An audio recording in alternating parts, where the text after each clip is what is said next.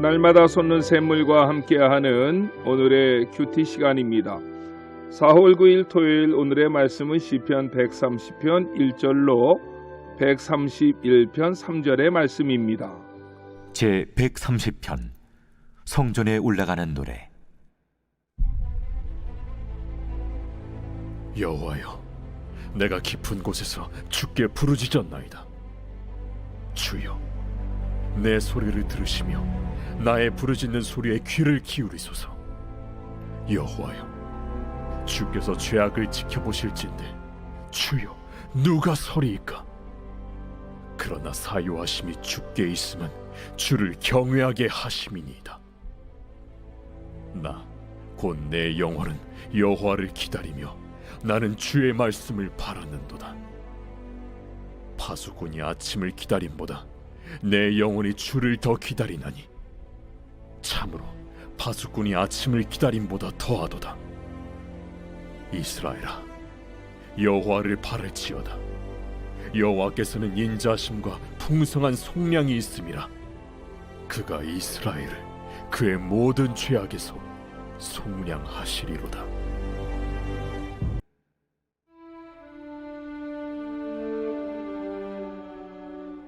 여호와여, 내 마음이 교만하지 아니하고 내 눈이 오만하지 아니하오며 내가 큰 일과 감당하지 못할 놀라운 일을 하려고 힘쓰지 아니하나이다.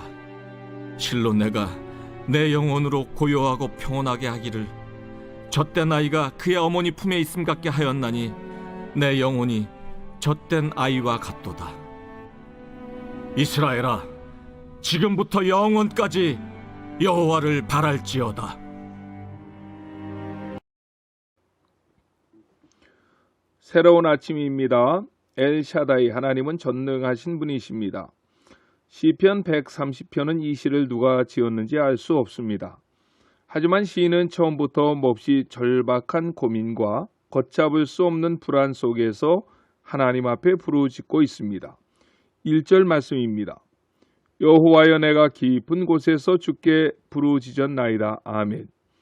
여기에 깊은 데서라는 말의 깊음이란 뒤죽박죽, 무질서, 혼란, 슬픔, 두려움, 불안, 절망, 영혼을 파괴할 만한 고통을 당하는 상태를 가리키는 것입니다. 시브리서 12장 15절에서는 이것을 인생의 쓴뿌리라고 했습니다. 이 쓴뿌리가 제거되지 못하면 행복해질 수 없고 영적인 성장을 이룰 수가 없습니다. 아픈 가슴, 시린 가슴, 맺힌 가슴, 미어지는 가슴, 터질 듯한 답답한 마음의 위로를 받고 치유를 받을 수 있는 비결이 무엇일까요? 그 비결을 오늘 본문에서 시편 저자는 우리에게 가르쳐 주고 있습니다. 첫째로 기도해야만 합니다. 하나님은 기도하는 자를 웅덩이에서 건져내십니다. 오늘 본문 1절에서도 언급하지만 2절도 보십시오. 주여, 내 소리를 들으시며 나의 부르짖는 소리에 귀를 기울이소서. 아멘. 에레미야가 3장 55절에서는 이렇게 말씀합니다. 여호와여, 내가 심히 깊은 구덩이에서 주의 이름을 불렀나이다. 아멘. 깊은 웅덩이에서 기도하는 자는 소망이 있습니다. 시편 50편 15절에서도 환난 날에 나를 부르라, 내가 너를 건지리니 라고 말씀하셨습니다. 환난의 때에 기도하는 것은 축복이요 특권입니다. 기가 막힐 웅덩이 속에 빠져있는 분들이 계십니까? 깊은 구덩이 같은 상황 속에서도 주님께 기도함으로 그 어려움을 이겨나갈 수 있는 믿음의 자녀들이 되시기를 소원합니다. 둘째로 회개해야 합니다. 지은 죄를 회개하며 하나님 앞에 뉘우칠 때 생애 깊은 웅덩이에서 문제 해결의 길이 보이게 되는 것입니다. 시편 130편은 시편 전체에서 나오는 7대 참회의 시 가운데 하나입니다. 시편에 나오는 7대 참회의 시는 시편 16편, 32편, 38편, 51편, 102편, 그리고 본문 130편과 143편에 7편의 시들을 우리는 참회의 시라고 부릅니다. 이 내용들은 모두 큰 환란이 왔을 때 자신의 삶을 되돌아보며 환란이 그 자신의 죄 때문에 온 것임을 깨달았을 때 하나님 앞에 나와 철저히 회개하면서 지은 시들입니다. 베드로를 생각해 보십시오. 그는 그날을 평범하게 살아갔던 어부 중의 한 사람이었습니다. 그러나 예수님의 부르심을 받고 제자가 된 후 그는 배와 그물을 버리고 3년 동안 주님을 가장 가깝게 따라다녔습니다. 그러나 막상 주님께서 붙잡혀가는 모습을 보면서 그리고 대제사장의 신문을 받는 위기를 당할 때에 그는 주님을 모른다고 부인하지 않았습니까? 그가 맹세코 주님을 모른다고 부인할 때 곧 닭이 울었습니다.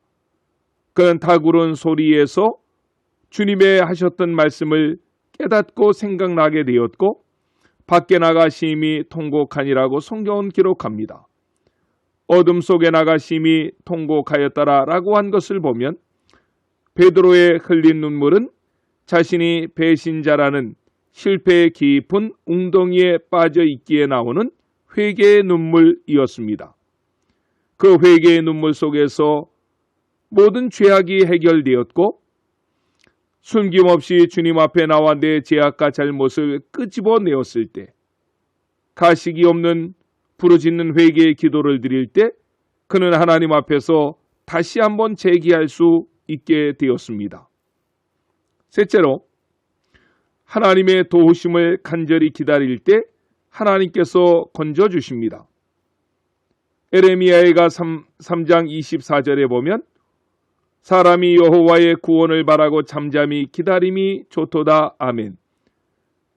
내가 웅덩이에 빠져 있으면 그것을 그대로 보고 있을 부모가 어디에 있겠습니까?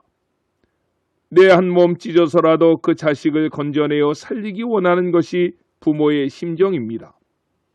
악한 인간도 이런데 하물며 당신의 독생자를 찢으시고 피를 뿌리신 하나님의 사랑이야 오죽하겠습니까? 불러도 대답 없는 어떤 죽어있는 사물에게 고함치며 도와달라는 것이 아닙니다. 지금도 살아계셔서 역사하시는 능력의 하나님, 그리고 사랑하셔서 웅덩이에 빠진 인생을 찾아오시는 사랑의 주님께 우리는 기도할 권한이 있고 특권이 있고 그런 축복을 받은 사람들입니다. 그 하나님의 도우심을 기다리며 끝까지 주님을 의지할 때에 우리는 그 깊은 웅덩이에서 나올 수 있게 되어지는 것입니다. 시편 131편 역시 다윗의 시입니다. 이 시를 지은 배경에 대해서는 학자들에 따라 조금씩 다르게 설명하지만 공통적인 견해는 10년 이상의 지속된 사울의 박해가 끝난 직후에 지은 시일 것이라고 봅니다. 본 시에서 다윗이 스스로 고백하며 우리에게 주는 큰 도전은 하나님의 사람들은 교만해서는 안 된다는 것입니다. 하나님이 가장 미워하시는 것은 교만한 마음입니다. 잠언 16장 18절 말씀에 교만은 패망의 선봉이요 넘어짐의 앞잡임이라 라고 말씀하셨습니다. 다윗도 본문 1절에서 이렇게 고백합니다. 여호와여 내 마음이 교만치 아니하고 내 눈이 높지 아니하오며 내가 큰 일과 미치지 못할 기이한 일을 힘쓰지 아니하나이다. 아멘. 다윗은 10년 이상이나 지속된 사울의 박해를 통해서 생명의 위기도 여러 번 넘겼고 수없이 많이 굶고 춥고 두려움에 떨어야만 했습니다. 그러나 10년 이상 지속된 사울의 박해를 통해 얻은 것이 귀중한 한 가지 교훈이 있었습니다. 고난을 통해서 겸손한 삶을 배운 것입니다. 다윗도 인간이기에 하나님 앞에 범죄했습니다. 하지만 다윗에게는 큰 교훈을 그 어려움 가운데서 얻었는데 교만하지 말아야 된다는 것입니다.